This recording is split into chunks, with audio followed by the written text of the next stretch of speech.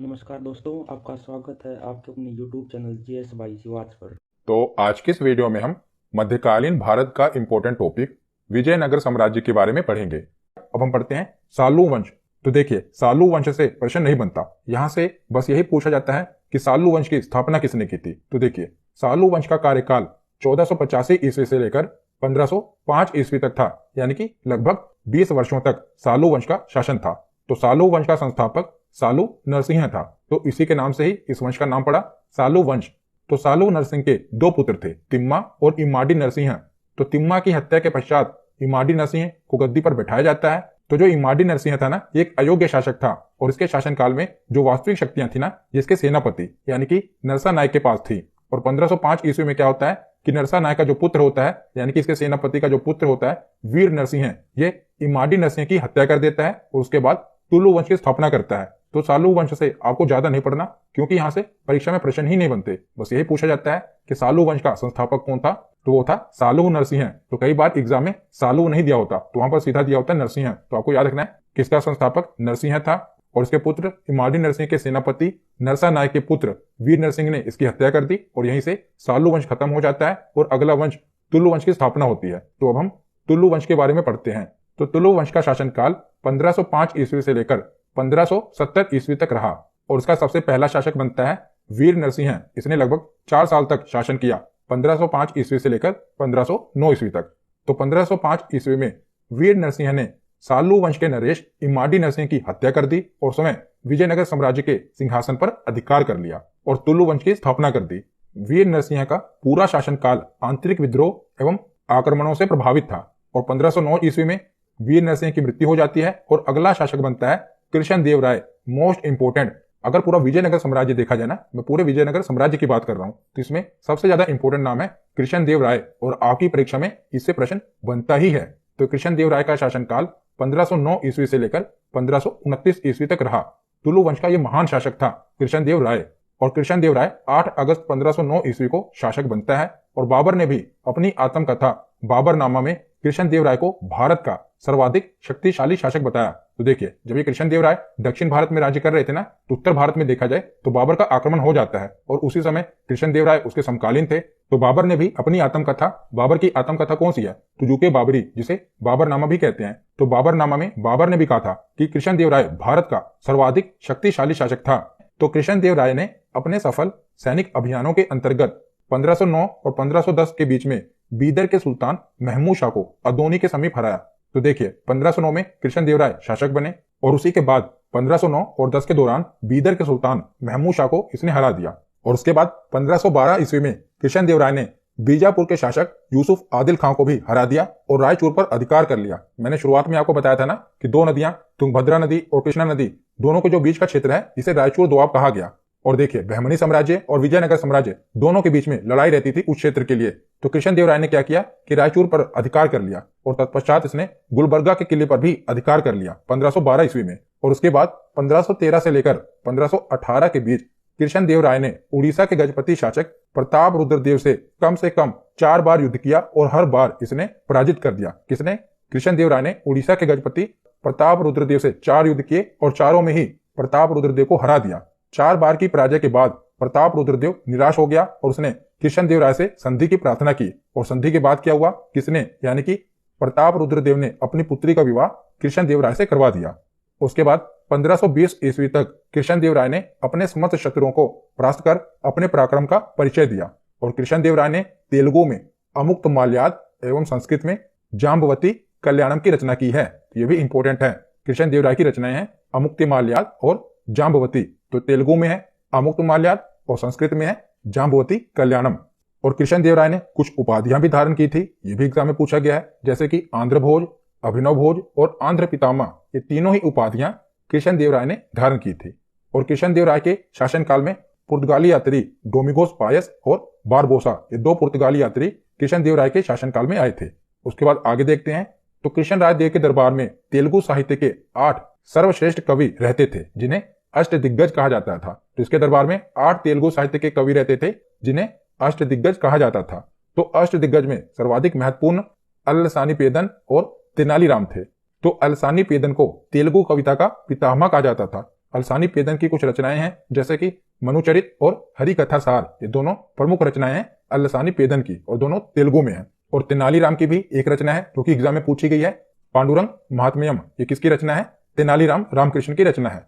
तो उसके बाद कहानी में आगे चलते हैं। तो कृष्णदेवराय के शासनकाल को तेलुगु साहित्य का क्लासिक युग या तेलुगु साहित्य का स्वर्णिम युग कहा गया है, कृष्णदेवराय के शासनकाल को। और इसी के शासनकाल में नागलपुर नामक नए नगर और हजारा एवं विठल स्वामी मंदिर का निर्माण करवाया। किसने? कृष्णदेवराय ने। और कृष्णदेवराय की मृत्यु कब हो जाती है? तो 1529 ईस्वी में कृष्णदेवराय की मृत्यु हो जाती है। और उसके बाद इसका भतीजा अगला शासक बनता है, उसका नाम है अच्युतदेव राय। तो 1529 ईस्वी से लेकर 1542 ईस्वी तक इसका भतीजा अच्युतदेव राय अगला शासक बनता है। और इसने कुछ ऐसा काम नहीं किया कि जो हम पढ़ें, पर हाँ, इसके शासनकाल में एक पुर्तगाली यात्री भारत आता है, नूनिज, याद रखिएगा, नूनिज इसी के शासनकाल में विजयनगर में आता है। उसके बाद टुल्लु वंश का अंतिम शासक बनता है, उसका नाम था सदाशिव राव। 1542 ईस्वी से लेकर 1570 ईस्वी तक इसने शासन किया। तो अंतिम शासक है सदाशिव राव और ये काफी अयोग्य शासक था। इसका एक सेनापति था राम राय। वास्तविक जो शक्तियां थी ना, इसके सेनापति के पास थी, ये केवल नाम मात्र का गद्दी पर बैठा था, और जो शक्तियां थी वो उसके सेनापति राम राय के पास थी। और जो ये राम राय है, ये एक साम्राज्यवादी सेनापति था जिसने बहमनी साम्राज्य के 5 राज्य, तो उस समय क्या हुआ, जिस समय सदाशिव राय का शासनकाल चल रहा था ना, तो जो बहमनी साम्राज्य था ये 5 टुकड़ों में बढ़ चुका था। यानी कि बहमनी साम्राज्य 5 क्षेत्रों में बढ़ चुका था। कौन कौन से? बीजापुर, गोलकुंडा, बरार, बीदर और अहमदनगर। इन 5 क्षेत्रों में बहमनी साम्राज्य टूट चुका था। तो जो ये राम राय था ना, इन 5 साम्राज्य में, यानी कि बहमनी साम्राज्य के जो ये 5 राज्य अलग अलग बन गए थे, उनके बीच में ये फूट डालने की कोशिश कर रहा था। पर इसका नतीजा क्या हुआ? इसका विपरीत परिणाम हुआ। बहमनी साम्राज्य के 5 राज्यों में से केवल एक राज्य को छोड़कर, बरार को छोड़कर, शेष चारों ने मिलकर 1565 ईस्वी में विजयनगर पर हमला कर दिया। तो किसने हमला नहीं किया? बरार ने नहीं किया, बाकी चारों राज्यों ने मिलकर हमला कर दिया विजयनगर पर। और इसी युद्ध को तालीकोटा का युद्ध कहा जाता है। 1565 ईस्वी में यह युद्ध हुआ, तालीकोटा का युद्ध। बहमनी साम्राज्य ने विजयनगर साम्राज्य पर हमला कर दिया और युद्ध के मैदान में सेनापति राम राय मारा गया। और सदाशिव राय ने क्या किया? अपना अगला सेनापति तिरुमल को बना दिया और तिरुमल ने ही सदाशिव राय की हत्या कर दी और यहीं से एक नए वंश आरवीडू वंश की स्थापना होती है। तो क्या हुआ देखो, सदाशिव राय का सेनापति युद्ध में मारा जाता है, वो एक अगला सेनापति नियुक्त करता है तिरुमल को, और तिरुमल क्या करता है? वो अपने ही राजा यानी कि सदाशिव राय की हत्या कर देता है और वहीं से एक नए वंश की शुरुआत होती है, आरवीडू वंश की। तो आरवीडू वंश से ज्यादा प्रश्न नहीं बनते, बस यही याद रख लेना इसकी स्थापना किसने की थी। तो इस वंश की स्थापना 1570 ईस्वी के लगभग तिरुमल ने की थी और यह वंश दक्षिण भारत के विजयनगर साम्राज्य का चौथा और अंतिम वंश था और इसने अपनी राजधानी पेनुगोंडा को बनाया था। इस वंश का अंतिम शासक कौन हुआ? श्रीरंग तृतीय इस वंश का अंतिम शासक हुआ। और इसी के शासनकाल में क्या हुआ, जो विजयनगर साम्राज्य था ना, ये छोटे छोटे टुकड़ों में बंट गया। जैसे हमने देखा कि बहमनी साम्राज्य 5 क्षेत्रों में बंट गया, उसी प्रकार जो ये विजयनगर साम्राज्य था ना, ये भी छोटे छोटे क्षेत्रों में बंट गया। जैसे कि तंजौर, मैसूर, मदुरई, ये स्वतंत्र राज्य इसके समय बन गए। किसके समय? श्रीरंग तृतीय के समय। तो ये आरवीडू वंश का अंतिम शासक था।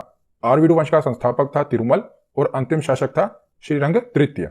तो विजयनगर साम्राज्य के बारे में हमने पढ़ लिया। अब हम देख लेते हैं कि विजयनगर साम्राज्य का प्रशासन व्यवस्था कैसे थी। तो विजयनगर साम्राज्य का प्रशासन केंद्रोमुखी प्रशासन था। केंद्रोमुखी समझ रहे हैं ना, यानी कि राजा ही डिसाइड करता था, केंद्र से ही सारा कुछ डिसाइड होता था। तो विजयनगर राज्य का स्वरूप राजतंत्रात्मक था, जिसका प्रमुख राजा स्वयं होता था, वही सारे मेन डिसीजन लेता था। और विजयनगर के राजा राय की उपाधि धारण करते थे। हमने देखा ना, देवराय, कृष्ण देवराय, तो ये राय की उपाधि धारण करते थे और स्वयं को ईश्वर तुल्य यानी कि ईश्वर के बराबर मानते थे। और इस काल में राजा की सहायता के लिए 2 परिषदें होती थी, पहली राज्य परिषद और दूसरी मंत्री परिषद। तो राज्य परिषद का काम क्या था? इसका स्वरूप बहुत ही व्यापक होता था। राजा इसी की सलाह पर नीतियों को बनाता था और इसकी स्थिति औपचारिक अधिक होती थी, यानी कि जो ऑफिशियल रूप से जितना भी काम होता था ना, ये राज्य परिषद के डिसीजन पर ही होता था। जैसे आज हम देखते हैं ना कि कैबिनेट मंत्री होते हैं, उसी प्रकार समझ लीजिए ये राज्य परिषद था। इसका काम क्या था? ये राजा को सलाह देता था और राजा इसी की सलाह पर काम करता था। राज्य परिषद के बाद आता है मंत्री परिषद। तो इसका स्वरूप छोटा होता था, जिसमें कुल 20 सदस्य होते थे। इसमें प्रधानमंत्री, उपमंत्री और विभागों के सदस्य होते थे। इसमें विद्वान, राजनीति में निपुण 50 से 70 वर्ष आयु वाले निपुण व्यक्तियों को इसका सदस्य बनाया जाता था और इसका अध्यक्ष महाप्रधानी, जिसे प्रधानमंत्री कहा जाता था, ये होता था। और राजा और युवराज के बाद जो अगला स्थान होता था ना, इसी प्रधानमंत्री का होता था। यानी कि सबसे टॉप पर तो राजा होगा, राजा के बाद उसका जो युवराज है, उसका जो उत्तराधिकारी वो आएगा, उसके बाद जो तीसरे नंबर पर रैंक होती थी वो प्रधानमंत्री यानी कि महाप्रधानी की होती थी, जो कि मंत्री परिषद का हेड होता था। तो आपको समझ आ गया ना कि उस समय शासन कैसे चलता था। उसके बाद आगे है भू राजस्व व्यवस्था। तो विजयनगर साम्राज्य में राजकीय आय का मुख्य स्रोत भू राजस्व था, जिसे शिष्ट कहा जाता था। और भू राजस्व भूमि की उपज के आधार पर ही निर्धारित किया जाता था। और सामान्यतः ये जो टैक्स लगता था ये 1/3 से लेकर 1/4 के बीच था। और 16वीं शताब्दी के मध्य में सदाशिव राय के काल में नाइयों को व्यापारिक कर से मुक्त कर दिया गया था, यानी कि सदाशिव राय के समय पर नाइयों से कोई कर नहीं लिया जाता था। तो यहाँ पर हमारा थ्योरी सेक्शन कंप्लीट होता है। अब हम प्रीवियस ईयर क्वेश्चन देखते हैं। सबसे पहला प्रश्न है, विजयनगर साम्राज्य की स्थापना कब हुई थी? तो विजयनगर साम्राज्य की स्थापना हुई थी 1336 ईस्वी में। ऑप्शन ए इसका सही जवाब होगा। अगला प्रश्न है, निम्नलिखित में से विजयनगर राज्य का प्रथम राजवंश कौन सा था? तो विजयनगर राज्य का प्रथम राजवंश था संगम राजवंश। ऑप्शन बी इसका सही जवाब होगा। अगला प्रश्न है, इतालवी यात्री यानी कि इटली के यात्री निकोलो दा कोंटी ने किस विजयनगर सम्राट के शासनकाल में विजयनगर की यात्रा की थी? तो निकोलो दा कोंटी किसके शासनकाल में विजयनगर आए थे? तो इसका सही जवाब है देवराय प्रथम के शासनकाल में। ऑप्शन ए इसका सही जवाब होगा। अगला प्रश्न है, सूची 1 को सूची 2 से सुमेलित कीजिए। तो सूची 1 में वंश दिए हुए हैं और सूची 2 में उसके संस्थापक दिए हुए हैं। तो आपको इसका सही मिलान करना है। तो देखिए, संगम वंश के संस्थापक थे हरिहर और बुक्का, सालू वंश के संस्थापक थे सालू नरसिंह, टुल्लू वंश के संस्थापक थे वीर नरसिंह और आरवीडू वंश के संस्थापक थे तिरुमल। तो इसका सही जवाब इसके आमने सामने ही दिया हुआ है। ए का 1, बी का 2, सी का 3 और डी का 4। इसका सही जवाब होगा ऑप्शन ए। अगला प्रश्न है, विजयनगर किस नदी के तट पर स्थित है? तो विजयनगर तुंगभद्रा नदी के तट पर स्थित था। इसका सही जवाब है ऑप्शन डी। अगला प्रश्न है, कृष्णदेव राय किसके समकालीन थे? तो कृष्णदेव राय किसके समकालीन थे? बाबर। ऑप्शन सी इसका सही जवाब होगा। उसके बाद है, हरिहर एवं बुक्का ने किस संत के प्रभाव में आकर विजयनगर राज्य की स्थापना की? उसका नाम क्या था? तो संत का नाम था माधव विद्यारण्य। इसका सही जवाब होगा ऑप्शन ए। उसके बाद अगला प्रश्न है, गोलकुंडा कहां अवस्थित है? तो गोलकुंडा वर्तमान के हैदराबाद में अवस्थित है। ऑप्शन बी इसका सही जवाब होगा। अगला प्रश्न है कि सर्वाधिक मुस्लिमों को सेना में नियुक्त करने वाला विजयनगर का प्रथम शासक कौन था? तो किसने सर्वाधिक मुस्लिमों को अपनी सेना में नियुक्त किया था? तो इसका सही जवाब क्या होगा? ऑप्शन बी देवराय द्वितीय ने। उसके बाद आगे है कि विजयनगर के किस शासक की उपाधि गजबेतकर थी? तो किसने गजबेतकर की उपाधि धारण की थी? इसका सही जवाब होगा ऑप्शन बी देवराय द्वितीय ने। आज का आखिरी प्रश्न है कि इसमें से किसे आंध्रभोज भी कहा जाता है, यानी कि किसकी उपाधि आंध्रभोज थी? तो कृष्णदेव राय ने आंध्रभोज उपाधि धारण की थी। इसका सही जवाब होगा ऑप्शन ए। तो आज की ये वीडियो यहीं पर खत्म होती है। कैसी लगी ये वीडियो कमेंट सेक्शन में जरूर बताना। धन्यवाद।